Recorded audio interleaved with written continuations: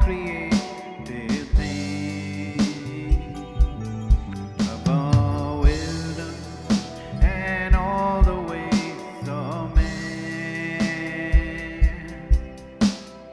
You were here before the world began, above all kingdoms, above all thrones, above all wonders the world has ever known, above wealth and treasures on the earth.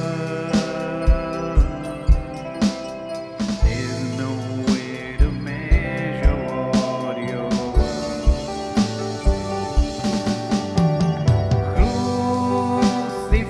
Crucified and lay behind a stone, you lay to die, rejected and alone, like a rose trampled on the ground. You took the fall and thought of me, above crucified and lay behind a stone. You lay to die, rejected and alone, like a rose trampled on the ground. You took the fall and thought of me, above all powers, above all kings, above nature and all created things, above wisdom and all the ways of man. You were here before the world began, above all kingdoms, above all thrones, above all wonders the world has ever known, above wealth and treasures on the earth. There's no way to measure what you're worth.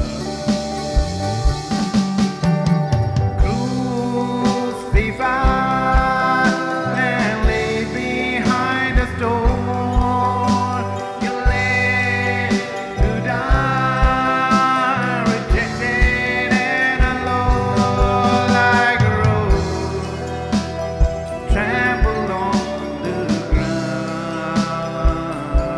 You took the fall and thought of me, above all.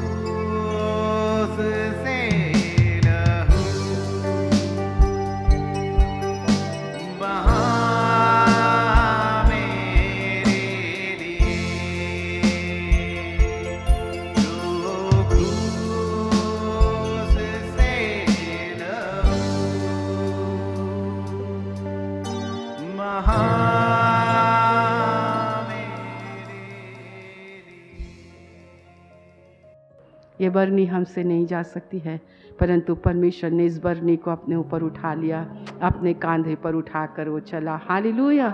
क्रूस पर कैसे बर्छी तूने खाई, कैसे अमृत धार तूने बहाई, कि दास और दासी, सेवक और सेविकाएं हमेशा तेरे गुण गाते रहें। हालेलुया। हम परमेश्वर का इसलिए धन्यवाद करते हैं कि प्रभु कितने अच्छे परमेश्वर हैं कि पवित्र होने के लिए उन्होंने खुद अपनी पवित्र आत्मा को एक अपवित्र बर्तन में रखा। आपने कहीं सुना? परंतु मैं आपको बताना चाहती हूँ, जो लहू की कीमत है, हालेलुया, जो लहू की कीमत है। एक बार एक स्त्री ने, संख्या शायद मैं भूल रही हूँ, पर बहुत बार उसने शावर के नीचे वो बहुत घंटे रही, गिनीज बुक में उसने नाम कमाया, पर उससे क्या फ़ायदा होता है मैं नहीं जानती उसके बाद उसका क्या होगा। परंतु यीशु मसीह के लहू ने हमारे तो पाप ही धो दिए। कोई मनुष्य, ओ यीशु ने रिकॉर्ड तोड़ दिया मेरे और आपके जीवन के लिए, हमारे पापों को क्षमा करके। हालेलुया। तो क्षमा जो है वो कहीं नहीं मिलती है, किसी के द्वारा नहीं मिलती है, किसी के लहू के द्वारा नहीं मिलती है, परंतु यीशु के लहू के द्वारा। हालेलुया। यीशु अपने पिता से कहता है, मैंने इनको अपने लहू में ढांक दिया है। और जब हमको यीशु मसीह अपने लहू से ढका हुआ परमेश्वर देखता है तो बहुत ही खुश होता है। हालेलुया। तो क्या हम सीख रहे हैं? क्या पवित्र आत्मा पवित्र लोगों को मिलता है? पवित्र आत्मा क्यों आता है? ताकि आप और मैं पवित्रता का जीवन जी सकें। हालेलुया। गलत फहमियों से आप हट जाएं कि नहीं, पवित्र आत्मा पाकर लोग बहुत पवित्र हो जाते हैं। बड़े ऐसा होता भी है, लोग अपने आप को बहुत स्पेशल दिखाने की कोशिश करते हैं, परंतु नहीं मेरे प्रियो, वो मेरा सहायक है, वो मेरी निर्बलता में सहायता करता है, गिर जाने में उठाने में मेरी सहायता करता है, वो रोज़ मुझे उठाता है। हम रोज़ कहते हैं मैं गिर गई, मैं गिर गई, मैं गिर गई, तो परमेश्वर का पुत्र कहता मेरा अनुग्रह तेरे लिए काफ़ी है, चलो उठो और दौड़ो। हालेलुया। ऐसा किसी ने हमसे प्यार नहीं किया जैसे यीशु मसीह ने हमसे प्यार किया है। हालेलुया। तो हम परमेश्वर का बहुत धन्यवाद करते हैं कि अन्य भाषा बोलना बहुत ज़्यादा ज़रूरी है। उसे बहुत लोगों के सामने नहीं बोला जाता है। अगर भविष्यवाणी हो रही है तो ठीक है, परंतु अन्य भाषा बोले बगैर आपका लिंक परमेश्वर से जुड़ता नहीं है।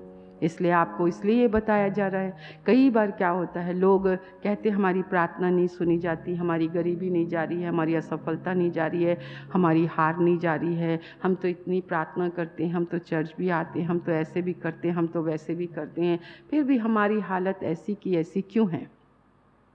तो पास्टर धीरे से पूछता है उससे, बाइबल पढ़ते हो?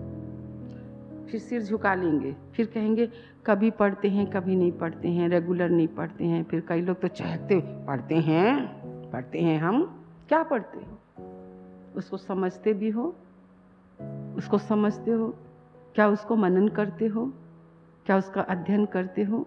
बाइबल तो यूहन्ना 3:16 साफ कहती है, परमेश्वर ने हमसे ऐसा प्रेम किया कि उसने अपना इकलौता पुत्र दे दिया ताकि जो कोई उस पर विश्वास करेगा वो नाश नहीं होगा।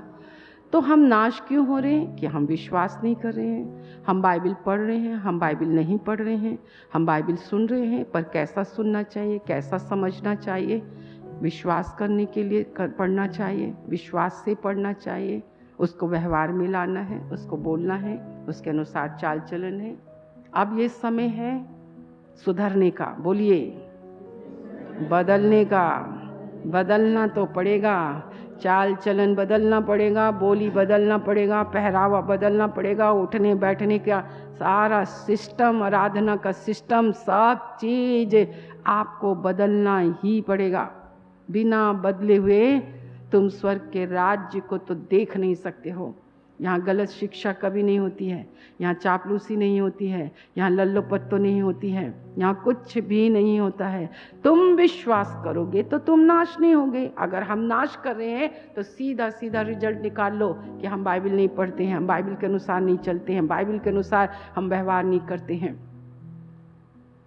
हाजी सुनते सुनते मैं आई, परमेश्वर के बड़े दास कह रहे थे कि आप ये कभी मत सोचना कि शरीर की सारी आशीषें या जो आपको मिल गई हैं यीशु के नाम से, ये आपकी आशीषें हैं। उन्होंने कहा सॉरी, परमेश्वर इनको आशीषों में नहीं गिनता है। बोलो, धन दौलत मकान, कपड़ा, महंगे क्या ज्वेलरी वगैरह, और बोलो बच्चों का ये सब कुछ, बोलो नौकरी, कंपनी, ये बड़ी बड़ी बातें, ऊंचे ऊंचे स्थानों में जाना बैठना, उठना बैठना, खूब खाना पीना, परमेश्वर की दृष्टि में ये आशीष नहीं है। फिर परमेश्वर ने क्यों दिया? प्रभु ने कहा नहीं, मैं दूंगा ताकि तुम मेरे नाम की महिमा करो, तुम्हारी नाम धराई ना होने पाए। मैं पवित्र परमेश्वर हूँ, मैं तुमको बुलाया हूँ, मैं अपने बच्चों को ऐसा रखूँगा नहीं। पर जो बच्चे केवल इसी में खो जाते हैं, उसको भूल जाते हैं, परमेश्वर की सेवकाई में नहीं उतरते, उसका भय नहीं मानते, उसकी सेवा नहीं करते हैं, उपवास नहीं रहते, प्रार्थना नहीं करते हैं, परमेश्वर की दृष्टि में वो इंसान आशीषित नहीं है। तो भूल जाइए, अभी भी है, मन फिरा लीजिए। परमेश्वर ने इसलिए आपको दिया है कि आप और आपका घराना लौ लगा कर उसकी भक्ति करे और उसकी सेवा करे। जिसने जितना पाया है प्रभु के नाम से, परमेश्वर उसको उतना ही देगा। अगर आपने थोड़ा सा उद्धार, थोड़ा सा विश्वास, थोड़ी सी बातें, आत्मा, थोड़ी सी ये चीज़ें आपने पाई, तो लिखा है अगर आप उसमें बने नहीं रहे तो जो कुछ प्रभु ने आपको दिया है, आपसे प्रभु वो उतना ले लेगा। आप सोचो आपकी दुर्दशा कैसी हो जाएगी। हम जो बहुत पुराने लोग हैं, आप अपने दुर्दशा को देखो, अपने यरूशलेम की दुर्दशा को देखो। मेरे प्रियो, अपने में सीमित रहना, अपनी व्यक्तिगत प्रार्थना में सीमित रहना। आपकी प्रार्थना को आप और आपका परिवार सुन रहा है, पर आपकी प्रार्थनाओं से वो कलीसिया का उद्धार नहीं हो रहा है, कलीसिया की उन्नति नहीं हो रही है, आपके उससे किसी प्रकार से मसीह की देह उन्नति नहीं पा रही है। प्रभु के राज्य के लिए आप इस्तेमाल नहीं हो रहे हैं, प्रभु के राज्य के लिए आप, परमेश्वर आपको इस्तेमाल नहीं कर रहा है। सॉरी टू से, आप स्वर्ग नहीं जाएंगे, क्योंकि आपने नरक के लिए चीज़ें कमाई हैं। प्रभु ने हमें पृथ्वी की चीज़ों को खोजने के लिए नहीं रखा है। अगर एक बार सच्चाई को जान लेने के बाद, ज्योति का स्वाद चख लेने के बाद, यदि आप जानबूझकर पाप कर रहे हैं, तो बाइबल कहती है मन फिराव का आपको कोई अवसर नहीं मिलेगा। बहुत तेरे निकल रहे हैं, बहुत तेरे निकल जाएंगे, परंतु प्रार्थना करो, अपने विषय में चौकस करो कि प्रभु ने आपको कैसे चुना, उसने आपको नाम लेकर चुना। आज मैं पढ़ रही थी, मैं इतना धन्यवाद करती हूँ कि उसने अपने तेरे दुख में तुझे सुख देने के लिए चुना, तेरी दरिद्रता को देखकर तेरे को संपन्न करने के लिए चुना, वो तुझे तेरी हार को देखकर उसने वो तुझे सफलता देने के लिए चुना। ओ मेरे प्रियो, हम परमेश्वर का बहुत धन्यवाद करते हैं। प्रभु ने आप पुराने लोगों को रखा है गवाह के रूप में, साक्षी के रूप में। आपने वचन को पूरा होते हुए देखा। आपको मेरे प्रियो, आपके पीछे तो 100 हजार लोगों की लाइन लगनी थी प्रभु के पास लाने के लिए, परंतु आज तो हम घर के भीतर बैठने वाले, आराम करने वाले लोग हो गए हैं। मन फिराइए, मन फिराएं, प्रभु की सेवा में लगे, प्रभु से रोज प्रार्थना करो, प्रभु आप मुझे बताएं मैं आपके लिए क्या कर सकती हूँ। मुझे बताएं प्रभु, मैं किस गरीब के पास जाऊँ, मैं किसके पास जाऊँ प्रभु, किसको मेरी ज़रूरत है। सुने सुनाए लोगों के मध्य में मत बैठो, उन्हीं को उपदेश मत दो, उन्हीं को शिक्षा मत दो, कोई ज़रूरत नहीं है। नए लोगों को बताओ जो कार्य प्रभु ने आपके जीवन में किया है। हालेलुया। सो अन्य भाषा बोलना जरूरी है, आत्मा से भरना जरूरी है, आत्मा के अनुसार चलना जरूरी है। आपको बदलना जरूरी है, आपके अंदर से छल कपट निकालना जरूरी है, ईर्ष्या जलन को निकालना जरूरी है, जरूरी है। और तो आपको प्रश्नों का जवाब मिल जाएगा। आपको बदलना ही है। दूसरा है, आप कैसे जानेंगे कि आप मसीही हैं? मसीही होने के लिए वो इंसान का जीवन बदलता है, उसकी बोली बदलती है, उसका जीवन वो क्यों कैसे बदलता? क्योंकि वो प्रतिदिन बाइबल पढ़ता है, वो प्रतिदिन बाइबल पढ़ता है। कल मैंने भजन संहिता 10 पढ़ा। आइए भजन संहिता 10 निकाल के थोड़ा पढ़ते हैं।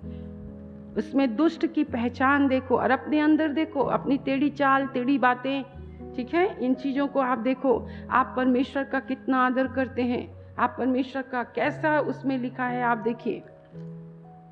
प्रभु आपसे प्यार करता है, न्याय के लिए प्रार्थना है। देखो भजन संहिता 10 एक वचन से हम पढ़ेंगे। हे यहोवा, सब पढ़ें, हाँ एक साथ पढ़ें। हे यहोवा, दूर खड़ा रहता है? संकट के समय में क्यों छिपा रहता है? दुष्टों के अहंकार के कारण दीन मनुष्य खदेड़े जाते हैं। वे अपनी ही निकाली हुई युक्तियों में फंस जाएं, क्योंकि दुष्ट अपनी अभिलाषा पर घमंड करता है और लोभी परमेश्वर को त्याग देता है और उसका तिरस्कार करता है। दुष्ट अपने अभिमान के कारण कहता है कि वो लेखा नहीं लेने का। उसका पूरा विचार यही है कि कोई परमेश्वर है ही नहीं। वो अपने मार्ग पर दृढ़ता से बना रहता है। तेरे न्याय के विचार ऐसे ऊंचे पर होते हैं कि उसकी दृष्टि वहाँ तक नहीं पहुँचती। जितने उसके विरोधी हैं उन पर वो फुंकारता है। वो अपने मन में कहता है, मैं कभी टलने का नहीं, मैं पीढ़ी से पीढ़ी तक दुख से बचा रहूँगा। उसका मुँह शाप और छल और अंधेर से भरा है। उत्पात और अनर्थ की बातें उसके मुँह में हैं। वो गाँवों में घात लगाकर बैठा करता है और गुप्त स्थानों में निर्दोष को घात करता है। उसकी आंखें लाचार की घात में लगी रहती हैं। जैसा सिंह अपनी झाड़ी में, वैसा ही वो भी छिपकर घात में बैठा करता है। वो दीन को पकड़ने के लिए घात लगाए रहता है। वो दीन को अपने जाल में फंसाकर घसीट लाता है, तब उसे पकड़ लेता है। वो झुक जाता है और वो दुबक कर बैठता है और लाचार लोग उसके महाबली हाथों से पटके जाते हैं। वह अपने मन में सोचता है, ईश्वर भूल गया। वो अपना मुँह छिपाता है, वो कभी नहीं देखेगा। उठ हे यहोवा, हे ईश्वर, अपना हाथ बढ़ा और दीनों को ना भूल। परमेश्वर को दुष्ट क्यों तू जानता है और अपने मन में कहता है, तू लेखा ना लेगा। तूने देख लिया है, क्योंकि तू उत्पात और उत्पीड़न पर दृष्टि रखता है, ताकि उसका पलटा अपने हाथ में रखे। लाचार अपने को तेरे हाथ में सौंपता है। अनाथों का तू ही सहायक रहा है। दुष्ट की भुजा को तोड़ डाल और दुर्जन की दुष्टता को ढूंढ ढूंढ कर निकाल, जब तक कि सब उसमें से दूर ना हो जाए। यहोवा अनंत काल के लिए महाराज है। उसके देश में से जाति जाति के लोग नष्ट हो गए हैं। हे यहोवा, तूने नम्र लोगों की अभिलाषा सुनी है। तू उनका मन तैयार करेगा। तू कान लगाकर सुनेगा कि अनाथ और पिसे हुए का न्याय करे, ताकि मनुष्य जो मिट्टी से बना है फिर भय दिखाने ना आप पाए। देखिए शैतान की पहचान देखिए। आप अपने विचार, अपनी भावनाएं, अपनी बातचीत, अपने जो कुछ भी आप करते हैं, यहाँ पर दीन दरिद्र विश्वासी हैं। ये प्रार्थना करने जो विश्वास करते हैं यूहन्ना 3:16 पर, और ये न्याय के लिए वो प्रार्थना कर रहे हैं। जब दुष्ट आपके साथ, देखो दुष्टों के अंदर वो अभिमान है। दुष्ट, अगर आप अभिमानी हैं, आप देखो वहाँ पर कितनी सी बातें लिखी हुई पड़ी हैं। उसको डर नहीं है परमेश्वर का, उसको न्याय का डर नहीं है, उसे किसी चीज़ का डर नहीं है। परंतु दीन जो विश्वासी होते हैं उनको ये डर है। आपको मालूम है ना, वो दयावंत के साथ दया दिखाता है। कितनों को मालूम है? यदि मैं कठोरता का व्यवहार करूंगी तो प्रभु भी मेरे साथ कठोरता का व्यवहार करे ना। क्यों आज परमेश्वर आपके प्रति इतना कठोर हो गया है? क्योंकि तुम दूसरों के प्रति कठोर हो, तुम इतने निर्दयी हो। क्यों? अकेले अकेले जो रहते हो ना, उन्हीं के जीवन में शैतान काम करता है, जो अकेले प्रार्थना करते हैं। कलीसिया के साथ प्रार्थना करने में उनके दिल दिमाग नहीं लगते हैं। अब बहुत दूर हो गया, अब CLC कलीसिया बहुत दूर हो गई है। सो आप देख लीजिए, न्याय के लिए जो हम प्रार्थना कर रहे हैं, दुष्टों के अहंकार के कारण दीन मनुष्य जो है, परमेश्वर की आत्मा देखो किस प्रकार से है, परंतु न्याय तो है। हालेलुया। सो हमें बदलना तो पड़ेगा, आपको बदलना पड़ेगा। अगर आप हार को जीत में बदलना चाहते हो, हार को सफलता पाना चाहते हो, तो आपको ये क्या होना, खुद को आपको निर्णय लेना पड़ेगा। और इस वचन के अनुसार अपने जीवन को चेक करो। परमेश्वर के वचन एक दर्पण के समान है।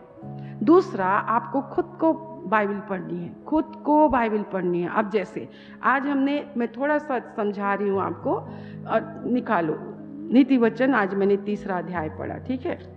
चले पढ़ेंगे हम एक वचन से।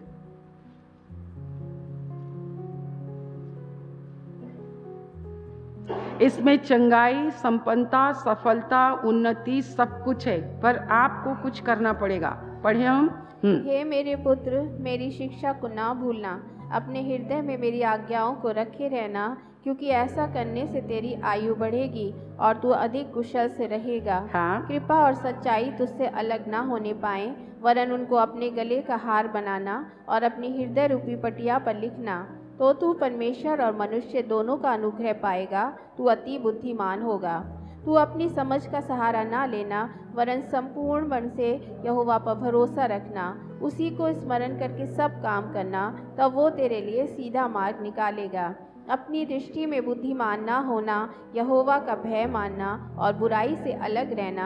ऐसा करने से तेरा शरीर भला चंगा और तेरी हड्डियां यदि पुष्ट मैं रहेंगी। अपने शरीर को स्वस्थ और भला और चंगा और हष्ट और पुष्ट देखना चाहती हूँ, डॉक्टर की रिपोर्ट करे तुमको को तो कुछ भी नहीं है, कुछ नहीं है, तो लिखा है, ये सारी बातें लिखा है कि आप ही को बुराई से अलग रहना पड़ेगा, अविश्वास से बचे रहना पड़ेगा, आपको गलत संगति से। ये देखो, उसको पढ़ो, शिक्षा को नहीं भूलना है। और फिर आगे पढ़ें, 9 वचन। अपनी संपत्ति के द्वारा और अपनी भूमि की सारी पहली उपज दे देकर यहोवा की हाँ, प्रतिष्ठा बाइबिल तो करना। इतना पढ़ते हैं, पहली उपज खुद ही निगल लिया, सिखाने में अव्वल है पर खुद ही निगल लिया। लिखा है कि अपनी संपत्ति के द्वारा, किसकी संपत्ति के द्वारा? हाँ, दूसरों की संपत्ति के द्वारा नहीं, अपनी संपत्ति के द्वारा और अपनी भूमि की पहली उपज, सारी पहली एक बार में जितना उगा है परमेश्वर को देना है। पहली तनख्वाह हम शुरू से करते आ रहे हैं, अपना सब कुछ।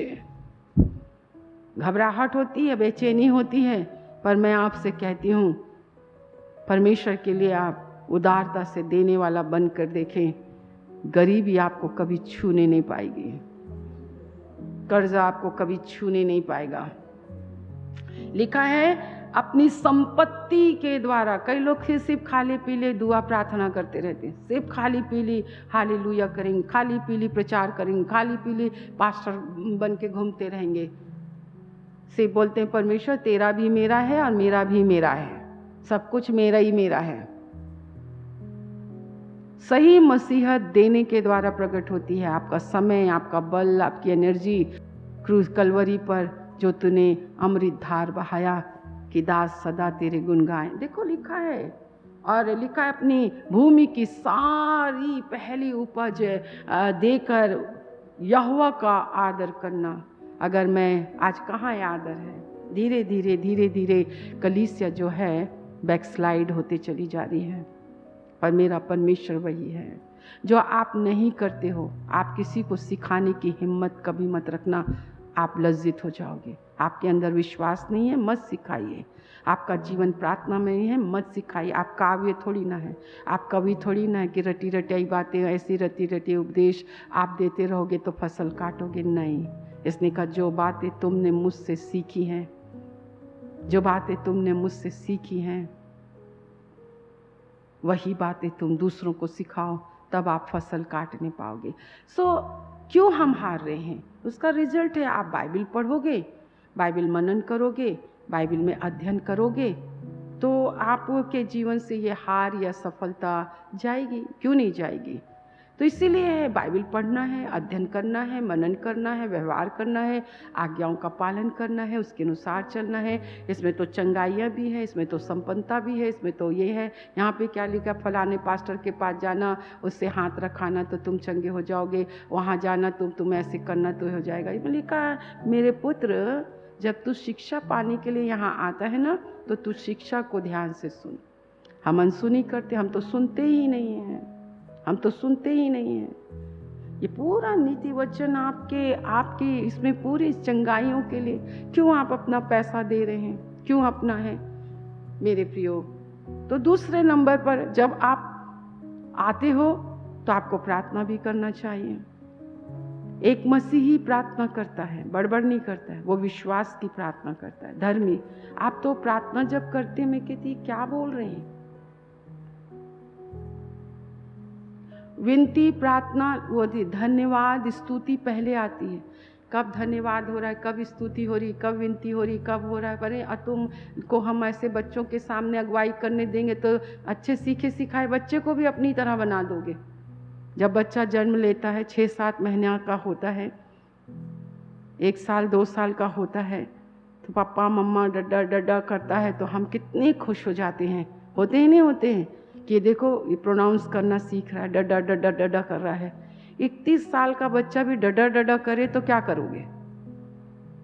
बोलो, जवाब दो, क्या होगा? अच्छा लगेगा? अच्छा लगेगा? नए विश्वासियों को हम झेलते रहते हैं। मैं तो 20 साल तक झेलती रहती हूँ। जाने दो, बक बक करने दो, जो आता है बोलने दो, फिर वचन के अनुसार शिक्षा देते। नहीं बेटा, हम तो अपने बच्चे को बोलते हैं, ऐसे बोलो, ऐसे बोलो, ऐसे बोलो, पा पा पा पा, ऐसा सिखाया जाता है। पर एक 31 साल के बच्चे को भी ऐसा सिखाया जाता है तो अच्छी बात नहीं होती है। एक मसीही जीवन बढ़त का जीवन होता है, बढ़ने वाला जीवन होता है। पवित्रता बढ़ती है, विश्वास बढ़ता है, परमेश्वर का अनुग्रह बढ़ता है। एक मसीही जीवन का जीवन देखकर हमको लगता है कि हाँ, ये इंसान बदल रहा है। क्यों? क्योंकि वो डेली बाइबल पढ़ता है। सिर्फ बाइबल पढ़ने वाले मत बनिए, बाइबल सुनने वाले मत बनिए, उसके अनुसार आप चलिए, तब आपकी प्रार्थना बिल्कुल सही होगी, बिल्कुल सही होगी। आप गरीब हैं, आपका काम सफल नहीं हो रहा है, आपका सब कुछ हो जाए, क्यों देते हैं आप? इसलिए देते हैं कि आज्ञा के पालन करते हुए देते हैं। प्रभु जी, आपने कहा अपनी संपत्ति के द्वारा मुझे देकर तुम मेरी प्रतिष्ठा करना, जो कुछ तेरा पहला है तू मुझे देना। प्रभु मैंने नहीं दिया, मुझे क्षमा कर दीजिए। प्रभु मेरे को डर लगता है कि मैं क्या खाऊंगा, मैं अपने परिवार को कैसे चलाऊंगा। प्रभु आप मुझे क्षमा कर दीजिए, जो मुझे सामर्थ देता है मैं करूं। प्रभु मैं इसलिए नहीं दूं कि तू मुझे छप्पड़ फाड़ कर दे, मैं तो आपसे प्यार करता हूं। प्रभु मैं तो प्यार करती हूं, ये तो आज्ञा है। नहीं प्रभु मैं दूंगी और मैं विश्वास करती हूँ। मेरे प्रियो, चाहे हमारे पास खाने को हो या ना हो, चाहे हमारे पास पहनने के एक ही कपड़े हों, कोई फ़र्क नहीं पड़ता है। हम गरीब हैं, कोई फ़र्क नहीं पड़ता है। अच्छा ही है, अच्छा ही है, अच्छा ही है कि परमेश्वर ने आपको अमीर ज़्यादा नहीं बनाया, थोड़ा थोड़ा बनाया तो उसने कहा ये लो देख लो इनको। परंतु मेरे प्रियो, सबसे बड़ी बात है परमेश्वर की उपस्थिति जो आपको बदल देती है। परमेश्वर की उपस्थिति, आपको चिंता की जरूरत नहीं होगी हम क्या खाएंगे क्या पिएंगे। आपको परमेश्वर, तूने मेरे राज्य मेरे धर्म की खोज की है, तेरा परमेश्वर तेरी सारी आवश्यकताओं को, हम केवल ये परमेश्वर की उपस्थिति है, प्रार्थना से हम परमेश्वर की उपस्थिति से भरते हैं और उपस्थिति परमेश्वर की सारी परिस्थिति को बदल देती है। आपका बीमार शरीर बदल जाएगा, आपके शरीर में परमेश्वर काम करना शुरू कर देगा। आप बीमारी की दशा में अपनी पहली उपज स्तुति की सब कुछ जो प्रभु ने दिया है आप करके तो देखो, वो तेरे सारे शरीर के स्वस्थ और भले और चंगे रहने का कारण होता है। मनन करते, एक मसीही बाइबल पढ़ता है, मनन करता है, अध्ययन करता है, वैसे देखेगा, वैसे सुनेगा, वैसे बोलेगा, वैसे चलेगा। वो अपने आप को ठट्ठा करने वाली मंडलियों में ना तो लेके जाता, ना तो उठता है, ना तो बैठता। जगत बुरा माने, रिश्ते नाते बुरा माने, समाज बुरा माने, मुझे उनसे क्या लेना और क्या देना है, क्योंकि वो मुझसे आज हैं कल चले जाएंगे। हम मनुष्य को खुश करने वाले कभी ना बने। आप परमेश्वर के सेवक और सेविका कभी नहीं बन सकते हैं, कभी नहीं बन सकते हैं। आता है आपको, देखो हम नियमित प्रार्थना करें। महसूस कर रही हैं आप 4 महीने की प्रार्थना सभा में जब इस स्थान पर आप लोग आ रहे हैं, कितने लोग महसूस कर रहे हैं? आप बैठे बैठे, मेरे को हाथ नहीं लगाना पड़ेगा, मुझे नहीं करना पड़ेगा कि मैं, आप अपने आप चंगे हो जाओगे, क्योंकि यहाँ पर परमेश्वर की धार्मिकता की एक स्थान और एक समय नियुक्त होता है प्रार्थना करने का। ये थोड़ी ना मनमाने कभी भी उठ रहे हैं, कभी भी बैठ रहे हैं। परमेश्वर के लिए एक नियुक्त समय ठहराओ, एक समय परमेश्वर के लिए नियमित, एक स्थान को नियमित ठहराओ कि हम इसी समय में इस स्थान पर हम प्रार्थना करेंगे। मूर्ति मत बनाओ, मूर्तियाँ नहीं बनाना है, मूर्तियाँ नहीं बनाना है, वो समय ठहराना है। वो आ जाते हैं, वो आ जाते हैं, 10:30 बजे वो आ जाते हैं। प्रार्थना में जीवन होता है। फिर होता है अनुशासन। जो लोग अनुशासन नहीं सीखते हैं या जिनके जीवन में अनुशासन नहीं है, वो कभी भी अपने जीवन में सफल नहीं हो। ये मसीहत है, ये मसीहों का स्वभाव है। अनुशासन, हमें अनुशासित होना है अपने शरीर के प्रति, अपनी आँखों के प्रति, अपने कानों के प्रति। हमें टीवी के सामने क्या देखना है, क्या नहीं देखना है, आप अपने आप को अनुशासित करो। किसके साथ उठना है, किसके साथ बैठना, आपको अनुशासित करना है। कहाँ जाना है, कहाँ नहीं जाना, आपको अनुशासित करना है। मुझे क्या खाना है, क्या नहीं खाना है, आपको अपने आप को अनुशासित करना है। बुरे लोगों के साथ मुझे बैठना है कि नहीं बैठना, आप अपने आप को अनुशासित करना है। मुझे अपने आप को अनुशासित करना है। मुझे मेरे मित्र चुनने का मुझे पूरा अधिकार है। मैं किसके पास अपने पास आने दूं और किसको ना आने दूं, ये है जिसके कारण मेरे को मेरी आत्मा में मुझे वो होता है ना, मैं उसके संगी नहीं होना चाहती हूँ। अनुशासन एक बहुत बड़ी चीज होती है मसीही जीवन में।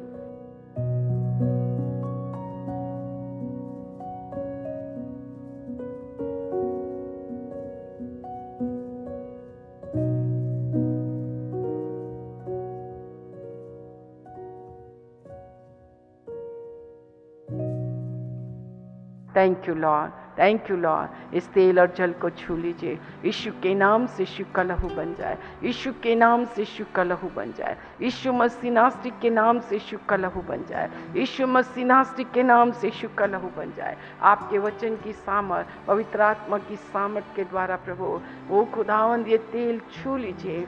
जो कोई बंधुआई में है, पाप की और शैतान की, निर्धनता की, रोग और बीमारी, यीशु के नाम से यीशु के लहू से नष्ट हो मेरे प्रभु, नष्ट हो जाए और उन्हें बाहर निकालिए प्रभु, उन्हें बाहर निकालिए मेरे परमेश्वर पिता, ताकि वो आपको जाने पहचाने, उनका जीवन आपके हाथों के द्वारा संवारा जाए, एक एक के ऊपर आपका हाथ पाया जाए।